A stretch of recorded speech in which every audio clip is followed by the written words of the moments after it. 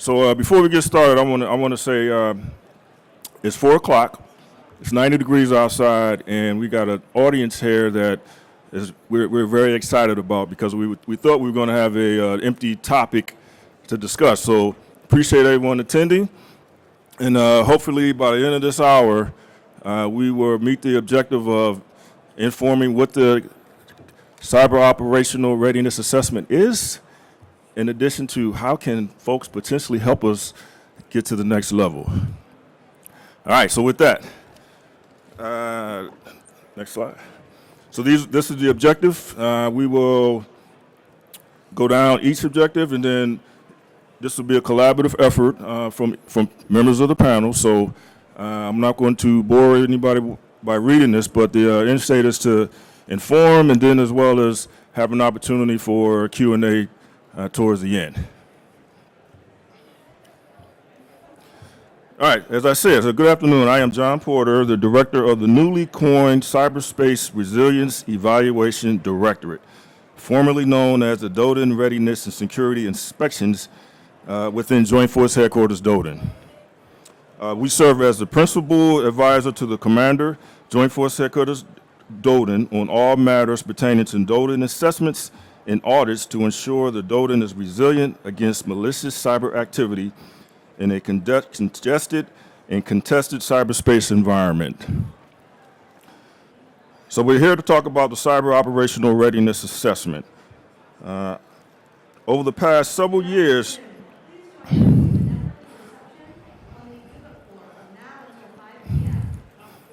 competition.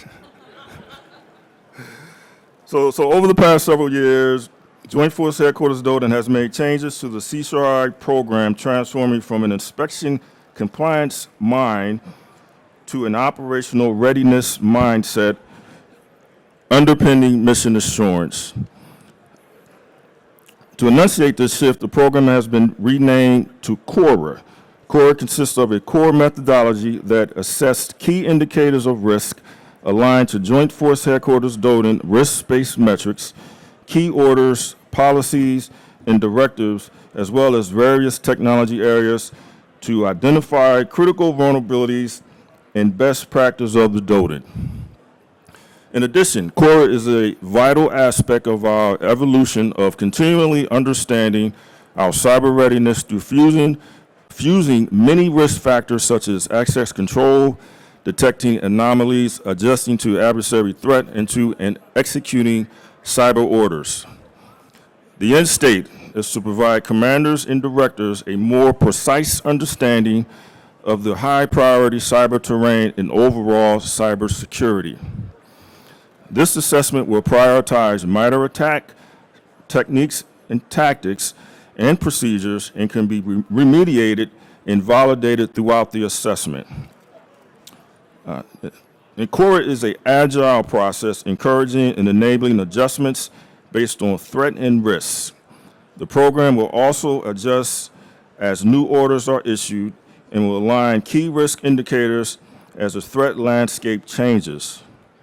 In addition, program reviews will occur on a semi-annual basis or as needed to adjust with any significant updates to strengthen the program. So, I'm not here alone. So let me introduce my esteemed panel that happens to be members of my team. And I'm starting from the far left. I have Mr. Lawrence Sinicki. He's one of our CORA team leads. He is often the first person an inspected entity will see, and he leads a team from boots on the ground. To his right, I have Mr. Charles Willie. Charles Willie is also my deputy, and he's also dual-hatted. He's also dual-hatted as the Division Data Analysis Chief. We all know how critical that data analytics will be in terms of moving forward and critical decision-making as we evolve the program. And to his right, I have Mr. Nicholas DePato. Nick is our CORA Division Chief. He has been intimately involved in the development and communicated objectives to our assessment mission partners. Nick is what I would say he's the tip of the spear as we evolve the program. So throughout this brief, You will hear a theme of automation and continuous monitoring. This is an area where we could use help from industry as well as mission partners. How can we monitor DAOs on a continuous basis, which gives the commander decision space to dispatch or potentially dispatch his maneuver forces based on threat risk factors? So with that, I'm going to transition to Mr. Nick DePato, to my immediate left, as stated, and he's going to go through how we went from CCRI to CORA, as well as ensuring that we are measuring the right things. Over to you, Nick. Great. Good afternoon, everyone. Thank you very much, Mr. Porter. I would like to embark on a journey to explore the transformation of the Command Cyber Readiness Inspection, the CCRI, to the Cyber Readiness Operational Assessment, the CORA. If we start on the left of the slide, you could see that in March 2022, General Skinner challenged the then CCRI team to create an assessment that remained adaptable in the cyber domain, keeping pace with an ever-changing landscape. The main consideration was the multitude of vulnerabilities that can exist on a network at any time, coupled with the limited resources most organizations have. This situation creates a challenge where commanders and directors must prioritize decisions. In other words, can we ensure that we assess the right elements to provide critical feedback? As we can see, from March 2022 to March 2023, an enormous amount of energy was used to determine how to answer General Skinner's challenge. Now, and all during that time, we continued conducting the CCRI events. As you can see, in March 2023, the answer, risk-based metrics, was fully adopted, and a 4-month strategic pause occurred, allowing an overhaul of the scoring rubric and the development of key indicators of risk. Other actions that occurred during that pause including upgrading our tool, the DODIN Inspection and Analysis Tool, DIAT, as well as our assessment platform. Our next phase included 3 rounds of pilots with many partners, too many partners to list out. But here you could see some examples of the organizations that were involved in these pilots. We had our first round of pilots from June to August 2023. We came back, we regrouped, we iterated, we figured out where the deltas were, and we continued our process. Then what happened again? Rinse and repeat. We had a second round of pilots from September to December of 2023. Again, came back, lessons learned, after action plans, regrouped, improved. Finally, we had a final round of pilots. It was only 2 months for that one, January to February 2024. After that, we kind of put the finishing touches on the program, and bam, March 2024, the program went live. Let's move on to the next slide so we can dive into risk-based metrics and determine what happened during that year-long challenge and answer scenario. Risk-based metrics, good. Risk-based metrics serve as the foundation for our assessment methodology. They align to JFHQ-DODIN's Defensive Cyber Operations Internal Defensive Measures. Whew, that was a mouthful. Basically, DCO-IDM. Mission Essential Taskings, METs, as well as the DODIN Area of Operations, the DAO's, roles and responsibilities. Specifically, these metrics focus on controlling access to information systems, establishing a minimum defensive posture, detecting anomalies, especially in high-risk terrain, and they're based off of the MITRE ATT&CK framework overlay. Risk-based metrics are driven by priorities, and that is a key takeaway from this. Next, risk-based metrics are focused on risk. The risk-based metrics directly tie into the Cyber Operational Readiness Assessment scoring. We consider severity and critical overrides, which were derived from key indicators of risk. These reinforce the significance of the priorities set by JFHQ-DODIN. By emphasizing current risk driven by our priorities, we enhance our readiness to defend against cyber threats. Further, risk-based metrics are actionable. To make these metrics actionable, the weight adjustments reflect our priorities. Areas that have higher priority to JFHQ-DODIN are weighted higher during the assessment. Our assessment assesses against actual risk instead of predefined standards. Our automated workflow using the DODIN inspection analysis tool, DIAT, ensures flexibility and iterative improvement along the way. Lastly, risk-based metrics enforce consequences. The greater the amount of risk-based metrics that are found during a CORA, the worse the assessment results become. In other words, the riskier it is to the organization. These outcomes are then clearly communicated with senior leaders so they understand our standards and the steps we're taking to secure systems. In summary, risk-based metrics empower us to harden our systems, reduce attack surface, and strengthen our defense. Thank you very much. Back to you, John. All right, I think we're starting to loosen up a little bit, so what I'm going to do now is I'm going to transition to Mr. Chuck Willie. Chuck is going to go over risk-based metrics and how the use of more relevant data is important to the overall inspection or assessment. And so over to you, Chuck. Yep. So yeah, we're going to loosen this up a little bit because who likes inspections or assessments? Like, raise your hand if you really like that. I knew you'd do that. All right. In general, we don't like them, right? You don't like them. This is someone getting in your chili. But we have to come to this mindset that we need to assess, we need to harden, we need to be resilient, and methodologies to do that are not always the easiest thing. And so the assessors are not your adversary. We need to bring that down a little. So inspection to assessment. And so we also needed the data to make sense. We needed to get all this connected. We needed to be iterative and live and kind of touch a lot of things. And so everything you heard from Nick had to be kind of packaged so that the data made sense, as well as in execution, how they do it. You need to break the barriers so that the assessor sitting next to the person being assessed or virtually, if they're doing that virtually, they're asking questions, they're working together, they're getting this, because they're not the adversary, right? We know who the adversary is, and that's not the assessor. We're here to make these things better. And so from that, you start with those changes that he talked about. Now you get into the data side of this, and I want to talk about the data side in particular, because we had CCRI, and it was great when it was started in a time, but it didn't adapt. And so you heard certain things in the keynotes and the speakers talked. Hawk talked about, General Hawk talked about resilience, outpacing, unity of effort. He talked about using innovation to perform and produce secure outcomes. And if we really asked ourselves, were we still doing that with CCRI? The answer is no. We weren't driving that that way anymore. We didn't have the adaptive ability to enable rapid defense.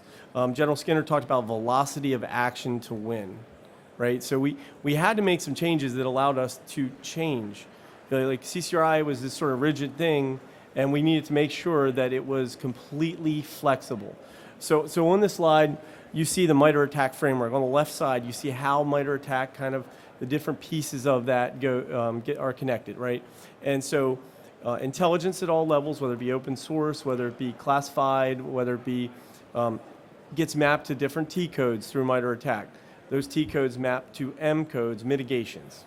And so when we determine what our potential priorities for the risk-based metrics were, we linked those risk-based metrics to those MITRE ATT&CK mitigations, and we derived what we tied intelligence to these key indicators of risk. And so I'll describe that sort of data piece. You see, as we get over to that right side with the golden under the risk-based metrics, the key indicators of the risk are the things that threat actors like Volt Typhoon would love for you to leave open. These are the things that they're going to use, living off the land and other techniques. These are the bread and butter things. So sometimes that's not a Cat 1. Sometimes that's a Cat 2 or a series of things. It doesn't always translate into the old way of thinking. And so those things are mapped to other data, which could be the different orders that come out, directives, DoD policies, STIGs, SRGs, all these different requirements that kind of make your job complex for folks that are doing it. And so, or it could be simply a best practice. Cloud SRG, it says, follow that cloud provider's best practices. It's kind of like the one little line, but essentially, okay, I have to follow their hardening guide. A great comment was said today, should they even put hardening guides, or should they deliver the products hard and give a loosening guide, which I thought was a really interesting comment that was made. So the example that we have on this slide is the encryption standard, right? FIPS encryption, whether or not the key indicator of risk and boundary and internal. So if you have that, it's mitigating so many MITRE ATT&CK TTPs. So then there's different mitigation examples, and then we have different measures, indicators, checks, procedures for that.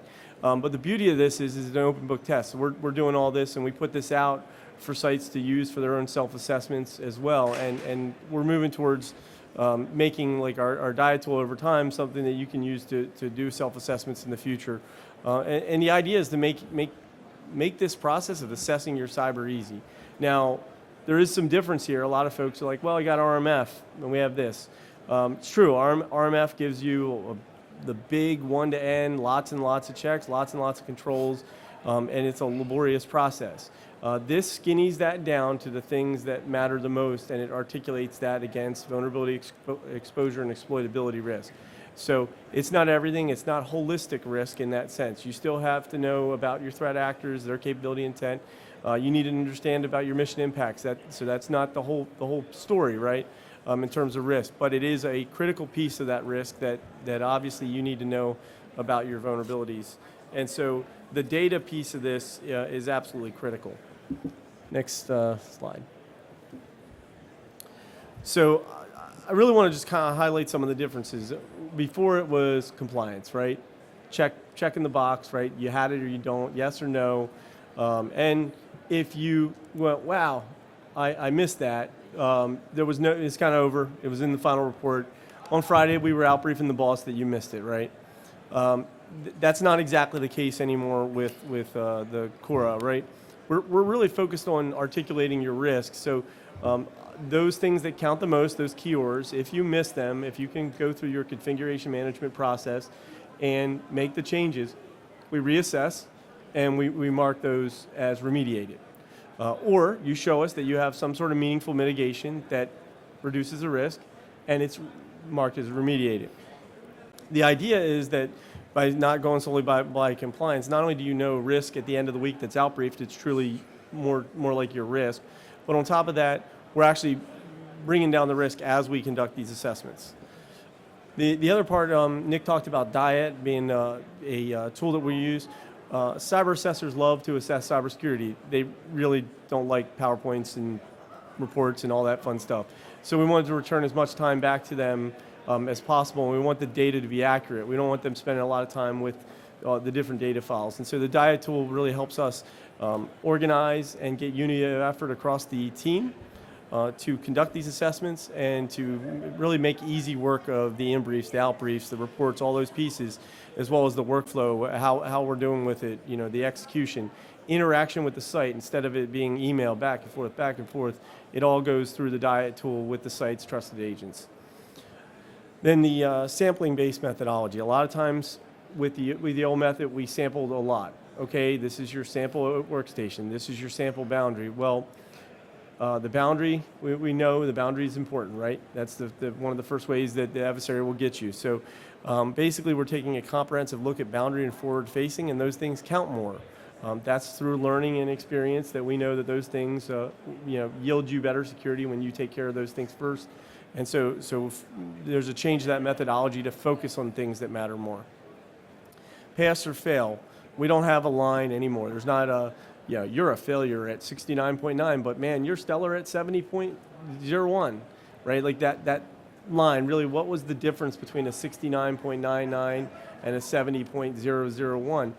I mean, what, a one check or one thing, there was this hard line there. So we have these different, we say very high, medium, low, or very low across all your technology areas, across all of these major areas that we assess. We give you those, and then we have an aggregate risk.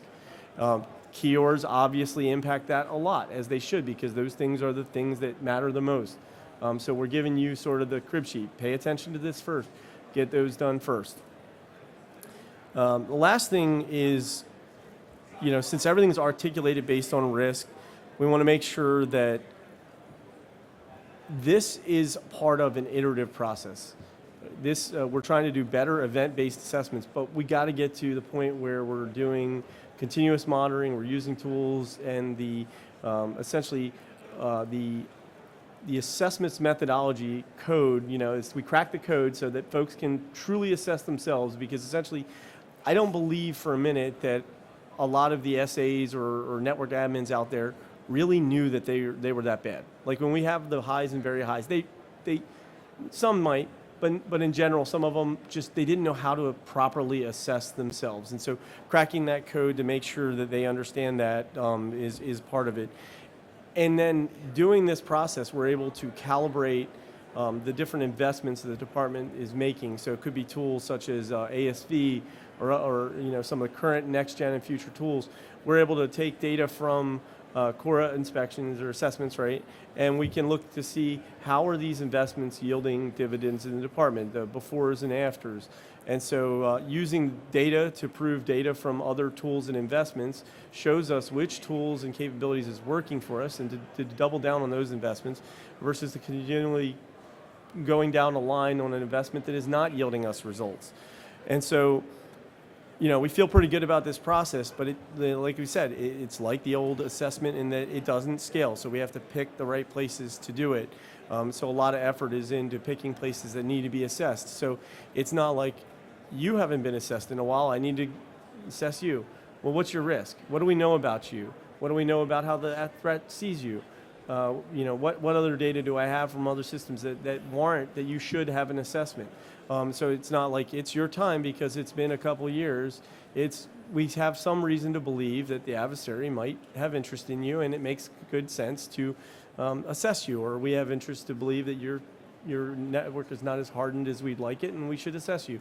So using those resources where they need to be used in order for us to do what General Skinner said and maintain a position to win. So I feel really good about these changes, but it's part of a process and a progress to get to the end state. It's certainly not. We're not at the end state, and this is meant to adapt and change with us. Thank you. All right, thanks, Chuck. So heard from Nick, and we heard from Chuck. So next is Mr. Larry Sidnicki, and I want to say that he just found out yesterday that he was going to be on this panel. So, but he's outstanding. He's a team lead that actually goes out on the ground when we go through CORA. So he's going to take it down a level and briefly go over the details of each component within CORA, as well as holistically show us how the CORA is broken up. So over to you, Larry. Thank you, Mr. Porter. Good afternoon, everyone. My counterparts already stole some of my thunder, so I'm going to try to go a little bit deeper into the explanation of what we're doing. We held the first CORA roughly 1 year ago at the United States Naval Academy. I had the distinct honor and privilege of leading that event. Immediately following that event, following in line with what Mr. DePato said, we held a lessons learned meeting. We determined what we did right, what we did wrong, what we needed to do better, and what we needed to improve upon to deliver General Skinner's vision. We did that 8 more times with each pilot, which brought us to March of 24 when we held our first live event, which I was tasked with doing at the Central Intelligence Agency. The slide that's up identifies some of those changes that we made when we migrated from the CCRI to the CORA process. I'll be hitting 3 of those areas. The first thing that came readily apparent while we were at the Naval Academy, our assessment methodology, we had some duplicate checks that were embedded within the checks that were being conducted. If you have duplicate checks, the site could be hit with multiple vulnerabilities and get hit multiple times. We wanted not to do duplicate hits on vulnerabilities that were identified. We removed those duplicate checks. We're doing a risk assessment. We want to provide an accurate risk assessment to the site. Under the CCRI program, like Mr.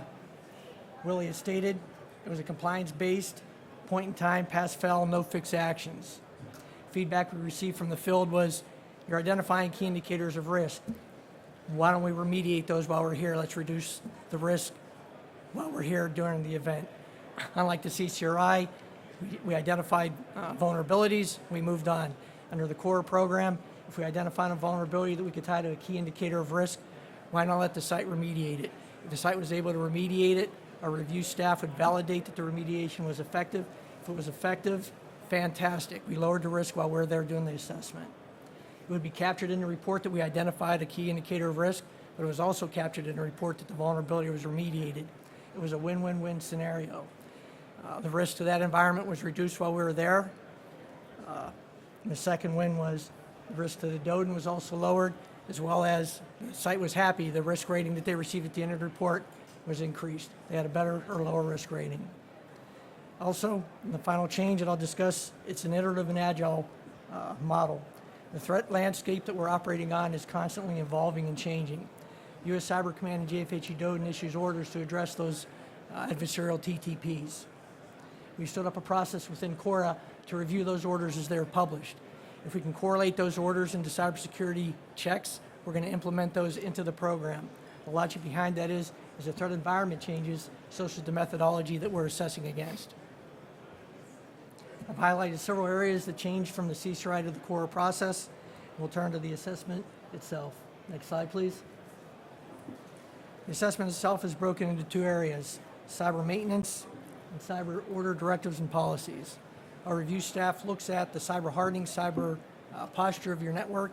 Is everything STIG patched correctly? With the orders, directives, and policies, like I just mentioned, as the threat landscape changes, new orders, directives, and policies are issued. We validate compliance with and adherence to those standards. In the bottom right corner, you'll see severity overrides.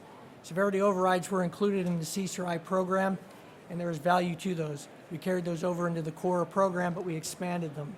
We expanded them to vulnerabilities that were identified and aligned to key indicators of risk. If we identified a key indicator of risk in the boundary area, the risk rating would raise 2 levels. If a key indicator of risk was identified in the internal area, the risk rating was raised 1 area. The takeaway to the DODIN and the DAO commanders are: we understand you have limited resources, limited manpower. You have vulnerabilities on your network. Focus on remediating the keywords first, those high interest items that JFHQ-DODIN wants you to attack, and then work on the rest. Thank you. All right, thank you, Larry. So, since I know folks you enjoyed hearing from Mr. Charles Willie, and previously we're going to hear from him again. So he's going to talk about how the CCRI has transformed into CORA to include what factors make up the risk model and where are the opportunities for automation within a risk assessment. Okay. So Bob Landreth was here earlier today. He was supposed to do this slide, but he's not going to make his international flight. So if he stays here much longer, so he asked us to fill in for this. So we want to talk about this, and he went over sort of how he wanted me to articulate this. But essentially, I think General Hawk and General Skinner and others made it abundantly clear. Like, we don't do this without the Defense Industrial Base and without our partnerships. And so with that, we're articulating this vision where we use different capabilities, different methods, and we just continuously adapt and iterate. And so we've got to have this mindset to meet the pacing threat. And so with that, there's the good old risk calculation up there, but Bob really wanted to present these in this sense, wouldn't it be cool if, right? And so wouldn't it be cool if we understood more about continuous, the terrain in a continuous sense, as far as terrain mapping, understanding the infrastructure supporting the mission, perhaps some sort of automated mission decomposition from a system perspective, not necessarily a mission, but a system perspective, something that could run on a kit, laptop, command line interface, things like that. But essentially something that could be scheduled and run. Wouldn't it be cool if we could understand terrain ownership, sort of in the vein of the COAMs tags, but where do we go from here? Just to start at that with COAMs and with CMRS, but what's the next iteration of data tagging against assets that would help us understand that? How do we mature that further? How do we tag event asset information? Who owns it? As far as mitigation analysis, overlaying cyber threat intelligence to existing infrastructure and protections, perhaps a look at emerging intel and compares to what we know about protections. Is it an issue? A good example is, with a STIG, if you're not a local admin, it's not a problem. And so there's a lot of issues that it percolates up, but essentially it's only an issue in those circumstances. Automated validation, you've heard some of us talk about ASV, but what are the other ways and methods and tools that we can use to do automated validation? and provide systemic proof of risk, identified risk, and vulnerabilities and or issues. How do we track those things? POAM's lifecycle piece of that. Artificial intelligence. I really liked how it was phrased earlier. There's two veins to this. You have AI for cybersecurity is one, and cybersecurity for AI. We have this sort of dual challenge there. But in this vein, we need both. We need to make sure that as we employ AI technologies, that those are secure, and we need to leverage AI capabilities for cybersecurity. This could be threat overlays to understand where we're really susceptible to a potential risk or threat or actor. CSSP assessments. We could perhaps use an AI tool that helps us, because as we grade the CSSPs on their ability to do protect, detect, respond, do we bring an AI tool in to analyze and compare that against their performance identifying these incidents and events? Cloud posture analysis, validation to different cloud standards. Is there ways that we could use tools to help do that? Because as I was saying earlier, you have the cloud SRG, which basically says follow vendors' best secure practices. And so there's a lack of potential tools in some of those areas with cloud security to validate that. And so those are some of the wouldn't it be cool if. Now, those are just ideas I'm throwing out there. What ideas do you have? That's probably my last thing that's not on here. What are we not thinking of? And so at the bottom you see an email address to our J9. And so we really want to encourage industry to reach out and bring additional solutions. So I wanted to get the conversation started. But essentially, we're admitting that this is not the end all be all, and we got to get to where we understand the risk on the DODIN 24/7, 365 in ways that are true and factual. And there's a lot of cool capabilities and a lot of stuff out there. Some of it works really well, and some of it, the data quality is not quite there yet. So how do we get there? We get there through partnerships and working with you and with others. So, and with others in the department. Those of you wearing the different uniforms, I see Air Force, Army, and others here. Like, some of our greatest ideas have come from the Army team, right? Or Air Force, who doesn't even have a CORA team yet, but they're building one now, right? Which is exciting. And so these great ideas are coming from service members and contractors and civilians. And so, that's probably the last message. Keep bringing those ideas forward, because we're using those and we're making it better through the lessons learned that Larry Cernicki was mentioning. And so with that, I just encourage you to reach out. All right, thanks, Chuck. And I think, as we went through these slides, I think the one theme or several themes that I want to focus on is, as Chuck and the rest of the team said, is we don't want to do this alone, right? This is a industry DoD partnership, so we can continue to get the program better, right? In the past, we kind of ran a static type of inspection where, it kind of stayed still for 10 years.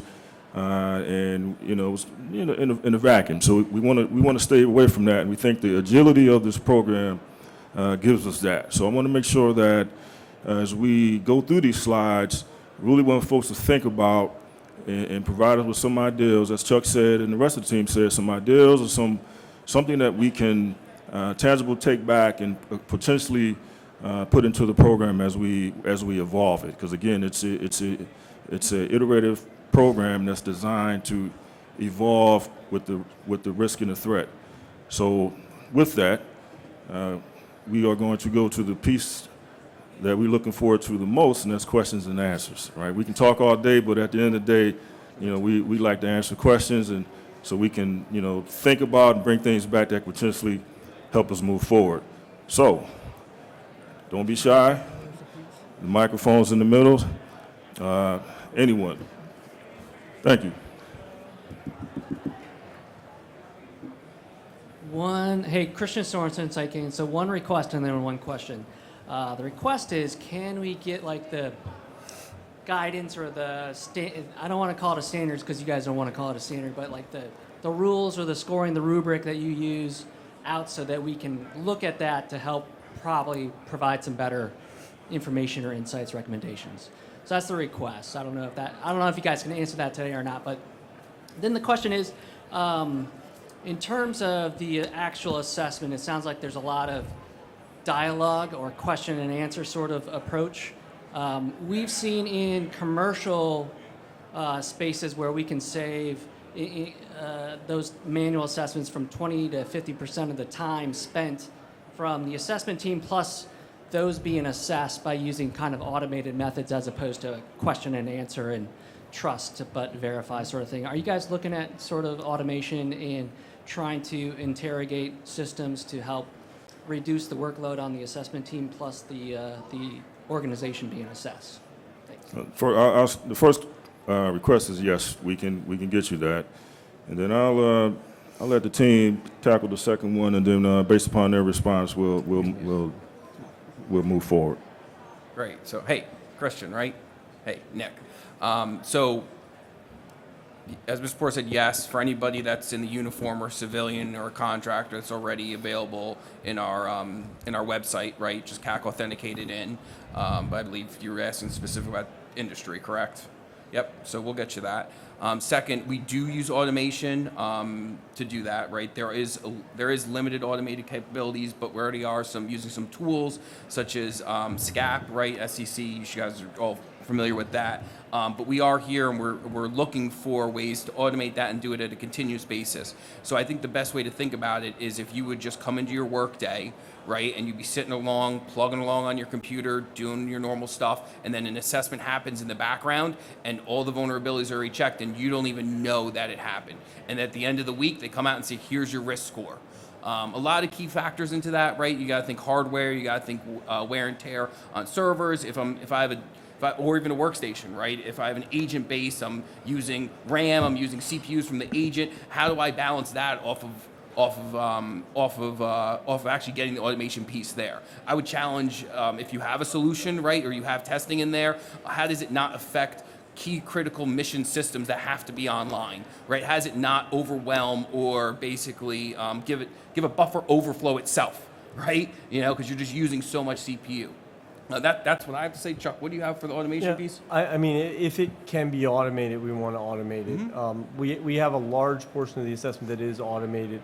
However, data accuracy is always the thing. We're always constantly validating that. There's a lot of the false positives, false negatives, and so as we continue to build out how we're ingesting and synchronizing data with DIAT, we're looking at 1,000 different ways to leverage, pumping in that data, and then what it does is it bench checks it against the different standards and things for completeness, accuracy, et cetera, and so it's pretty helpful. But we essentially, nothing is off the table. The Navy uses Evaluate Stig, and we're looking at making that available across the other teams. The Tenable SC has lots of Stig scans. There's lots of benchmarks that Tenable has out there that DoD has never used, but they follow requirements that CIS and others that line to the SRG. So getting those perhaps on the table. So essentially, I would counter everything that we can do. We're going to try to do step by step in a methodical process, but that should not stop you from throwing ideas or solutions, at that box that we can figure out, because I think everything has a return on investment and an accuracy level, and we're gonna look at that. And if it's a better way to do it, we're gonna do it that way. All right. Yeah, I think did that answer your question? All right. Anybody else?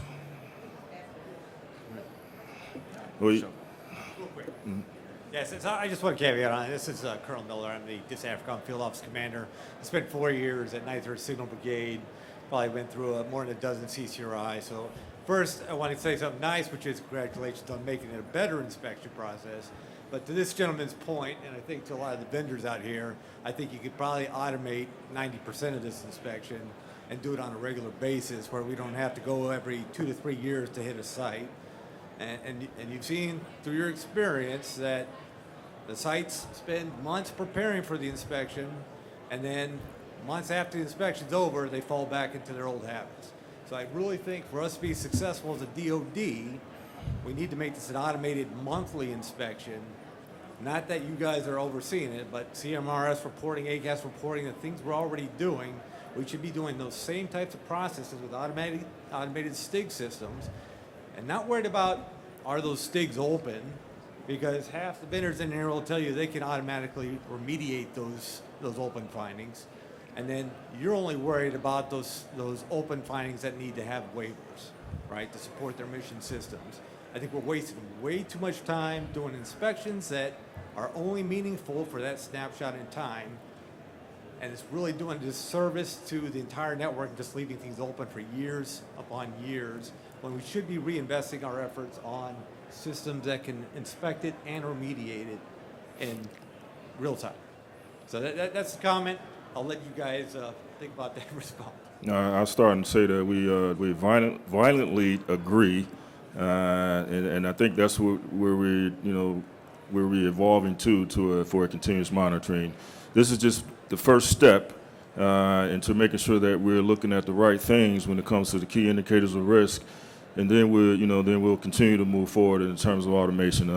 But as Chuck said, it's a lot of data out there that has to be ensure that it's accurate and things of that nature. So, I'll be more than happy to get your card and we can further talk, because we violently agree that that's where we need to be, and we're looking for any ideas or anything to make sure that we all are on the same page, because and then if it's a continuous monitoring solution in place. Is it accurate, right? That's really what the end state for us is. Is it accurate? Not saying that we don't want to get there, but are we looking at the right things? And is the information that we're getting back, is it getting a true risk posture to the commanders or directors? So I just want to say yes, first thing. And then I have two other words that I think what we're doing a better job of and why that's going to help us get there. And those two words are human nature. A lot of solutions were put out there where we didn't think about human nature and how things execute. A good example is roll-up reporting. If I don't want the data to go up, I stop rolling up somewhere in the tree, and then it stops, and then the numbers drop, right? But then we see this pristine green, we're good. It's good, but it's not good. And then people react to data and things and assessments in certain ways.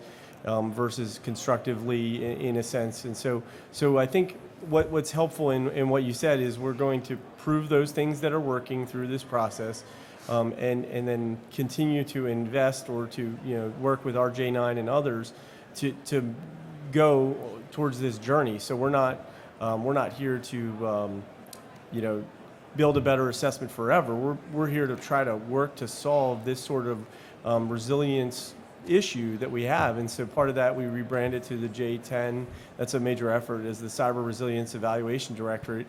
And essentially that piece for us is a kind of a shifting of a mindset that's entirely links to your comment.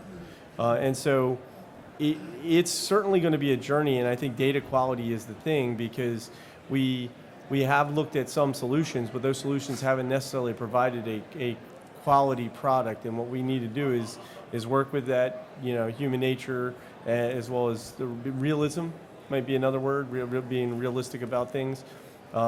Folks should want to use the tools because it makes their network more hardened and improves their posture, right? Like, we got to move in a way that these tools are a little bit easier to use, things are more clear, and they want to use them to be better. Does that help? All right. I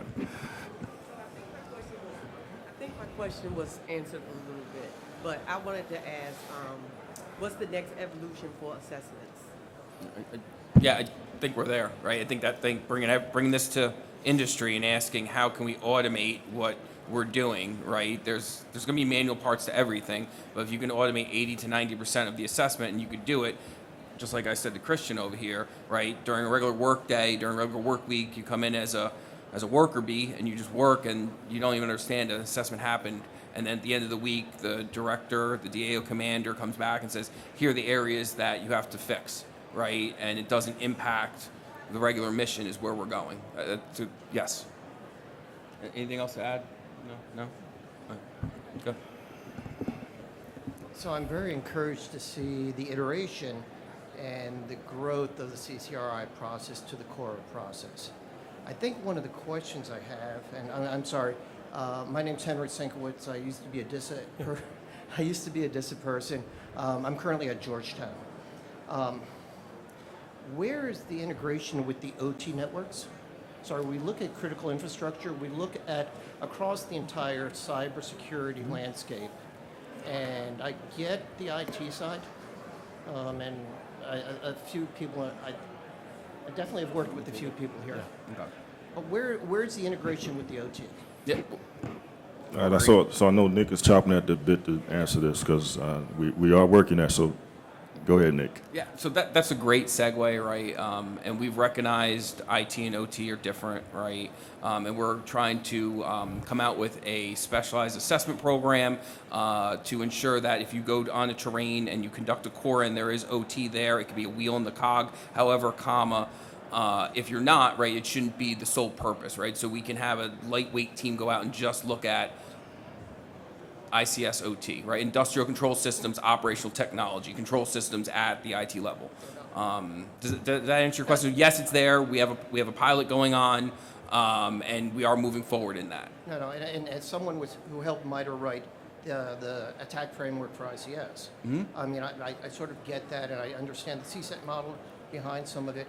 I guess I'm just still not seeing the connective on the IT side and the OT side. And maybe the follow-on is where is the funding that goes along with securing the OT side of this threat landscape?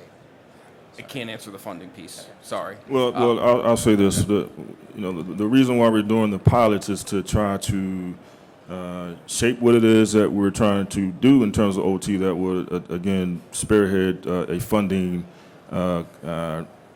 request per se. So in order for us to procure or ask for any funding, we have to first show that what it is that we're trying to get at, and I think that's the stage that we're in as we speak. So I would like to add here is that the OT piece of this has been hard because OT has existed as an SRG, which isn't exactly as clear as the STIGs as far as the processes, but OT, there's so many variations that it's kind of why they don't put that out. What we're looking to do is to demystify that with a repeatable and sustainable process, the same way we do the other technology reviews, so that we sort of demystify the ability to assess, and that we conduct these pilots as JFHQ-DODIN. We get it out to all the other CORA teams so that they can conduct some. We're partnering, and Nick can list the full list of partners with the U.S. Army has an OT office, as well as we've actually been reached out to the Air Force folks for that during this conference. And so this is a huge focus area for us. OT, the number of technology areas that are in CORA is going to increase, starting with OT, and then other areas are going to get in greater depth. So as we shift to automation from some things, we'll move on to deeper assessments of cross-domain, PIT systems, weapon systems. So there will be a shifting of resources from the traditional as we continue to automate to move into those areas iteratively. And so OT happens to be our main focus right now in that shifting.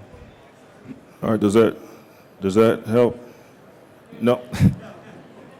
No, I think we're saying the same thing. Like we're trying to get at those things that you're saying, but I think it probably sounds a lot simpler than it is. But that's why we're here.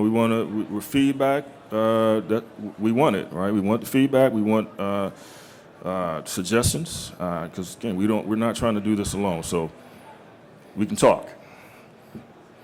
Yes, ma'am.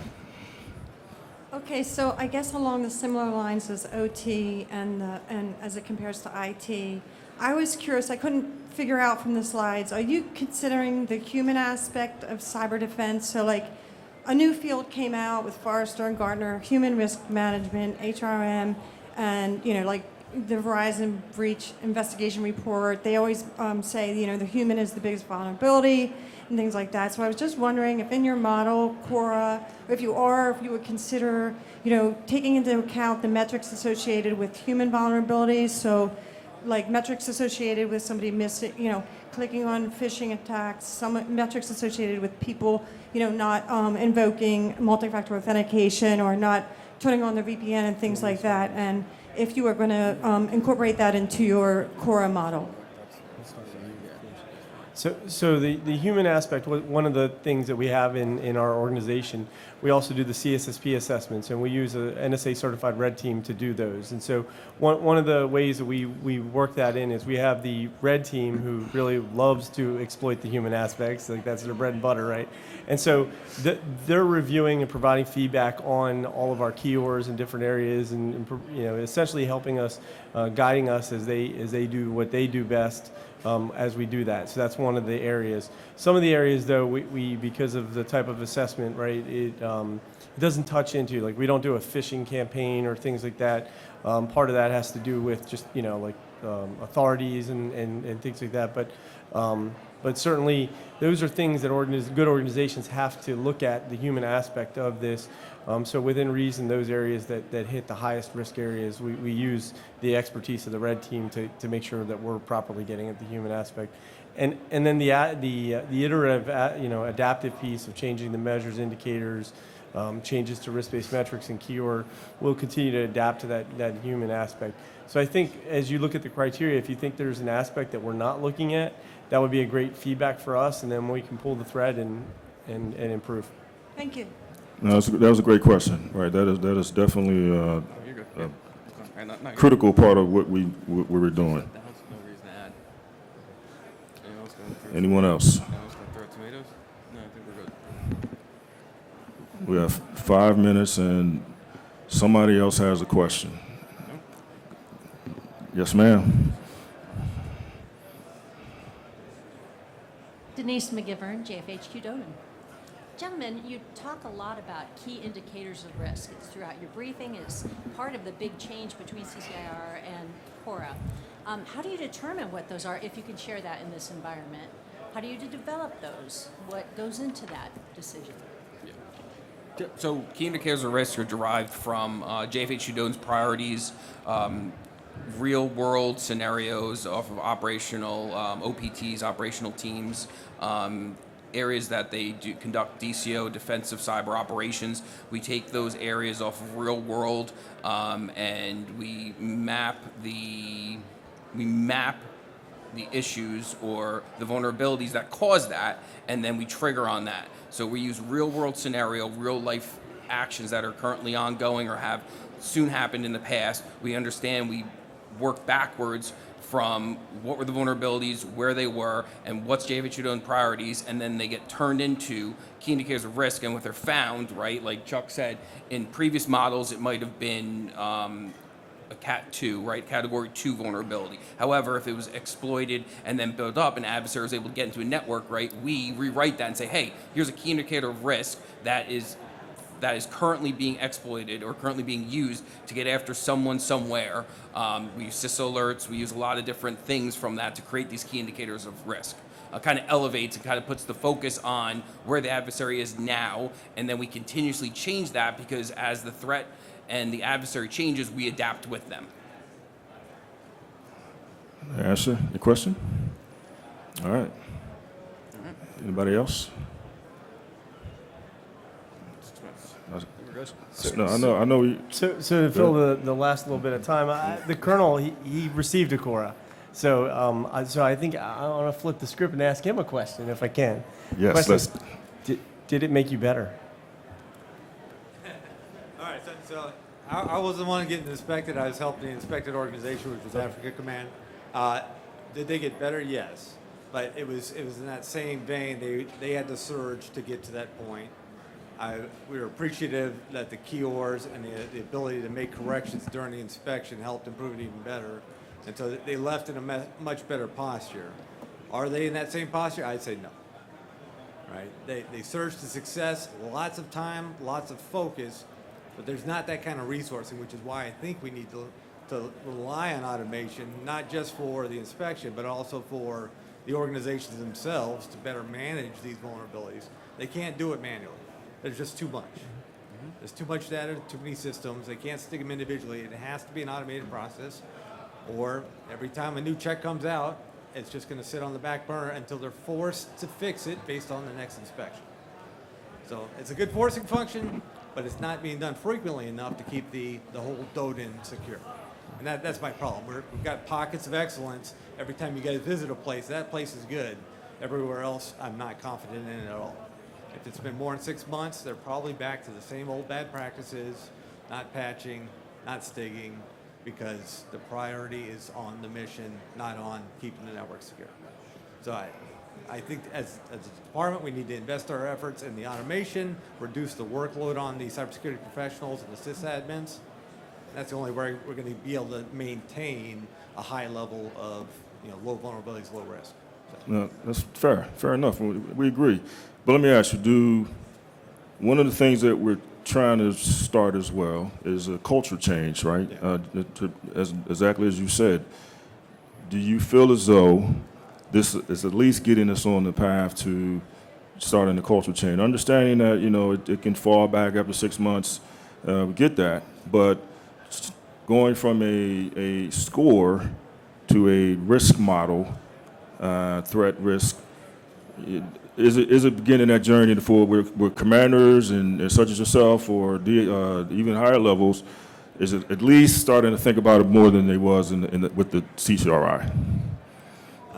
Frankly, I don't think so. I mean, the bottom line is they're not getting beat up by their commander, the combatant commander, because low risk or medium risk, moderate risk, they pass the inspection. That's what the leadership cares about. The guys on the ground, as soon as the inspection's over, they're back to focus on their day-to-day jobs. They don't have time to worry about that. So the culture change is, how much are they going to get beat up by their boss because they haven't fixed the system? That's what they're worried about, right? That's where they're going to focus their efforts on. Which system do I need to prioritize because that's the one my boss sees? And they don't have time to do it all. The only way we're going to get after it is through automation. Okay. We'll talk. Yeah. All right. Thank you.